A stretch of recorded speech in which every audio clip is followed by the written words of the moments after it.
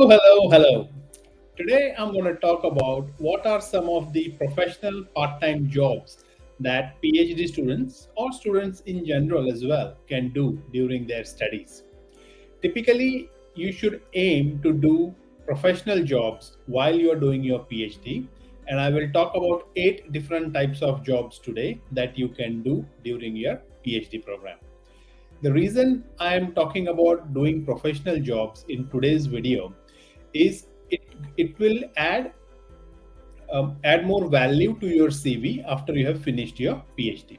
So keep an eye on these opportunities, these kind of jobs if they come, and then try to do those along with any other jobs that you may want to do while you are pursuing your PhD.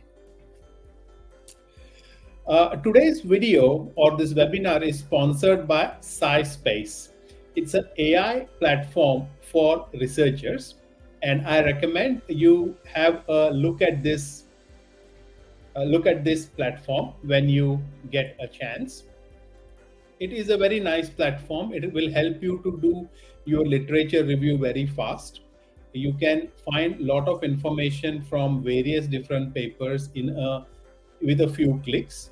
So it is a very handy tool, and it will help you a lot to streamline your literature review process. You can find a discount coupon in the description of this video and get a special discount. SciSpace allows you to do hours worth of reading in minutes. And it is a very nice tool and a very handy and convenient tool for doing literature reviews. These are some of the features or functionalities offered through SciSpace. So do check them out, such as literature review, Copilot, citation generator. There is a paraphraser as well, and AI detector. Plus, there is a Chrome extension and a ChatGPT extension as well, if you want to directly use it within ChatGPT. All right, so let's get started with today's session. Today we are going to talk about various different types of jobs, professional jobs that you can do during your PhD. So this video is part of a series of videos that I'm doing this month. I'm doing one webinar a day, and these are some of the past webinars that I have conducted. And I recommend you to check out all these videos because it will provide you a lot of information from based on my experience, and it will help you with your research a lot. Okay, and don't forget to subscribe to my YouTube channel. So the first part-time job that I would suggest you do or you try to secure this kind of a job is to be a teaching assistant. So as a teaching assistant, you will start building your teaching skills. And this is one of the very important skill that you would need when you start working later on. So if you are going to be working in academia, having a teaching role, a teaching experience is going to count a lot towards your potential future job that you want to apply. It is common in academia to allowing students to gain teaching experience, improve communication skills, and deepen their understanding in their field. So typically what I get my PhD scholars to do is to select, at least start with one unit, one subject that they can start teaching, and they could begin the teaching experience or the teaching role with a very basic job, which could be a lab instructor. So they assist students in their labs. The next level up could be a tutor. So where the job role is to be to conduct a tutorial, and there is a specific set of questions that the students have to complete in the tutorial, and you are there to guide them or to assist them in that process. I remember when I was doing my PhD, I also started with the job as a tutor to conduct tutorials. And what I learned from that, being in Australia, there were so many different students from so many different countries, and their English speaking, their accent was so different. Everyone from a different country spoke English in a very different way, and it was very hard for me at the beginning to kind of understand what is it that they are trying to say. But over time, what I realized is that I developed a skill to understand different accents of English spoken by different students from these countries. And later on, I realized that this was one of the most important skill that I have. So I not only can understand what they speak, but I can figure out which country they are from just by the way they speak English. So it was a very interesting learning or a skill that I developed over the 3 years of my PhD. So take that opportunity if you get this opportunity in your university to do some teaching. And if you are you're doing your PhD in a multicultural country like Australia, Europe, or US, you will have this opportunity to connect with students from different countries, and and you also learn something different, which is the skill to listen and understand what they're trying to say. And you are there to share your experience, your knowledge in the tutorial. So typically try to take units that you are expert in, for example, something that is related to your research, or something in the discipline in which you have done your bachelor's or master's degree. So this is very helpful to build up your teaching skills. And the second bit is, when you are required to teach something, you prepare a lot, and that preparation that you do, you can also apply that knowledge or experience of preparing for a tutorial when you are, say, preparing for a presentation to present your research at a conference. So there are benefits of this. It is not just a job that you are doing, but there are additional benefits that you can get by doing this.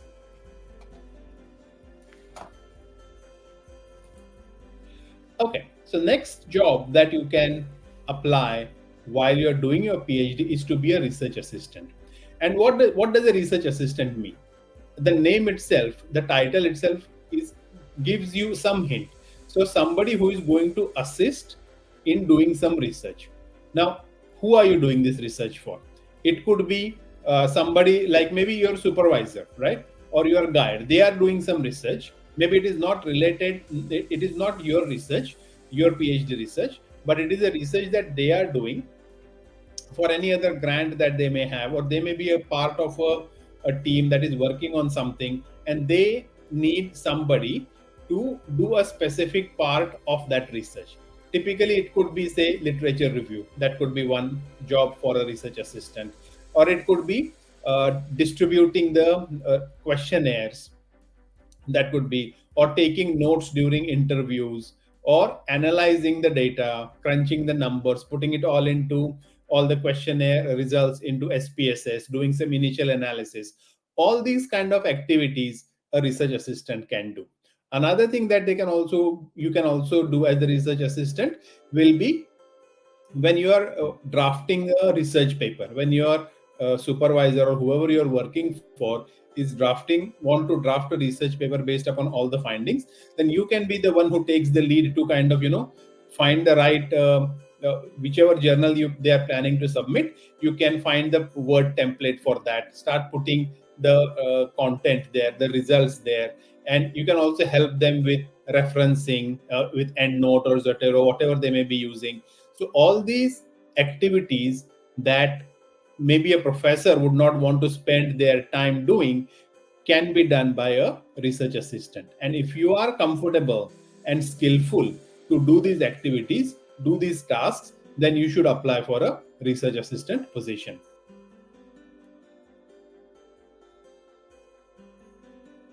Opportunities within or outside the university to work on research projects that complement their academic work. So this, you can also find research opportunities, research assistant opportunities outside of university, maybe in a research center or something like that. In Australia, if you're looking, you can go on a website called as seek.com, seek.com.au. So this is where mostly all jobs are listed on this website, and you will also find a lot of research related jobs posted there or advertised there. Sometimes even you may find jobs related to, say, quantitative research, qualitative research, where somebody is doing this research and then they're looking for some assistance to do a bit of their work. So these kind of professional jobs, I think you should first approach when you are looking for a job in a new country. And this is going to help you in your career later on, and even when after finishing your doctoral degree, if you want to continue in academia, these two things are definitely going to be very helpful. Okay, so next thing is freelance.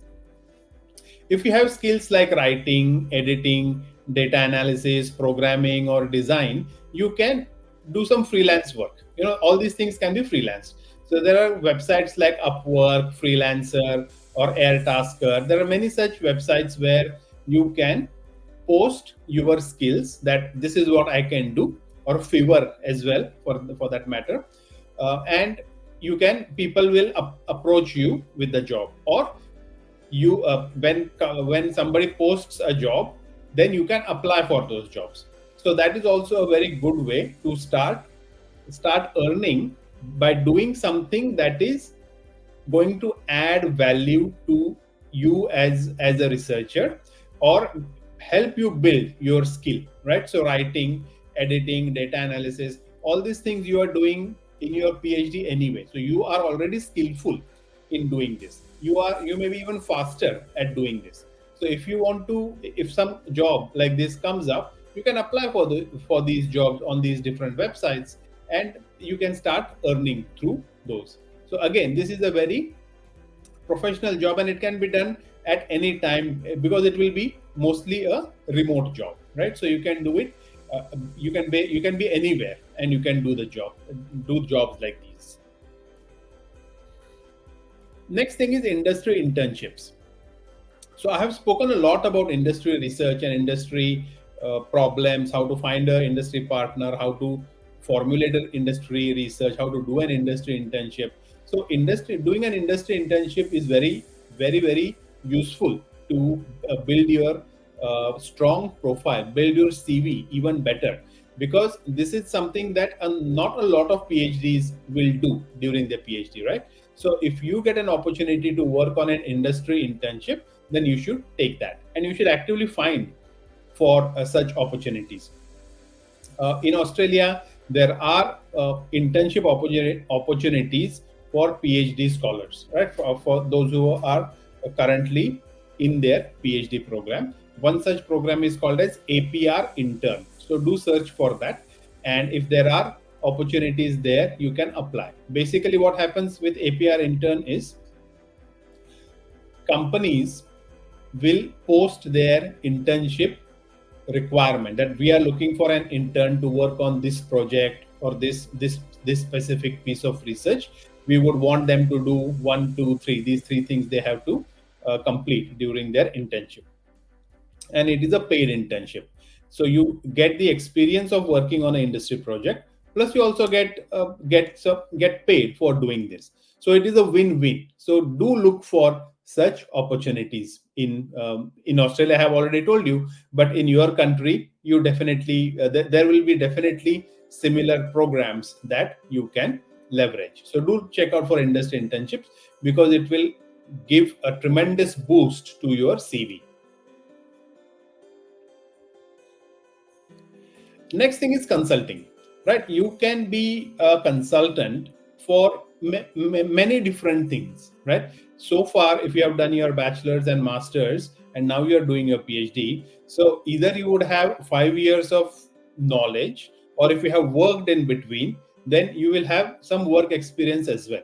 So all these things can be packaged. Your skills you can package and start consulting to companies, to other businesses who may be looking for some specific expertise in your field, right? And if you're doing PhD, it is already a sign that you are a well-known expert in that area. Your knowledge is very special and unique because you're pursuing PhD, right? So that itself will give you a upper hand when you want to take on some consulting roles. So the consulting doesn't have to be really big. It could be like any small job that you can do better than somebody else, then that can be referred to as consulting. So when I say consulting, don't think about big companies like the big four, KPMG, Deloitte, and these companies like this. They do consulting, but they do it for a larger enterprises.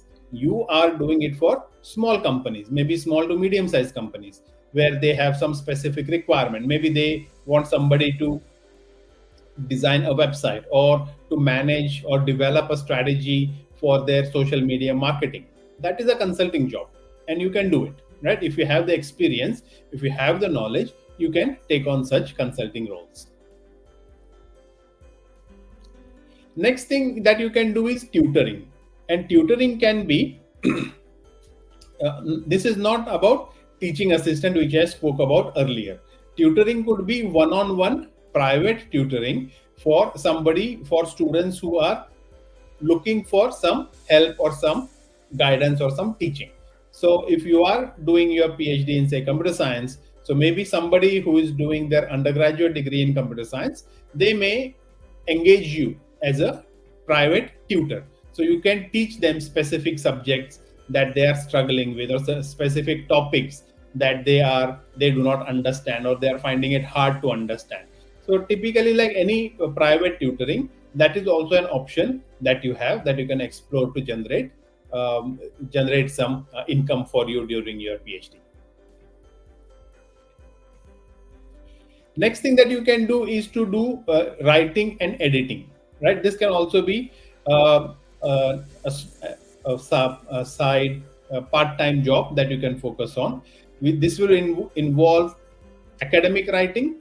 This could involve content creation, so writing blogs, for example, or creating some designs for social media, or developing content that is packaged into different social media platforms. It could be technical writing, like publications, or it could be any industry specific content that a company or a business may be looking for. So if you have the skills for writing and editing, you can leverage that to do a lot of different jobs currently. And like I mentioned earlier, as a freelancer, you can do all these things and find a good income during your PhD program. And the last bit I would suggest is, if you get an opportunity to join a startup during your PhD, I think that is probably the best thing that you can do, because you can, firstly, if they are offering you a role in the startup, it could be a co-founder or a tech lead, or marketing lead, or whatever role, then you can get some equity. So although you may not get income as cash, but you can get some stock options during this the time that you work with a startup. And this will give you the experience to work in a real business, and that is working on trying to solve a real world problem.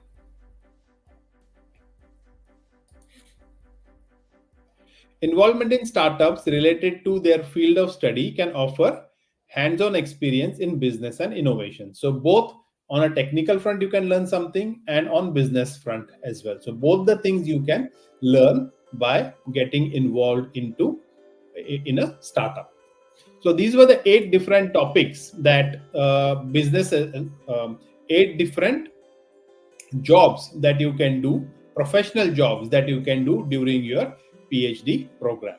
So when I say these 8 jobs, keep in mind that these jobs are going to add more value to your CV rather than doing any odd jobs that are not related to your qualification or not related to your discipline. Okay.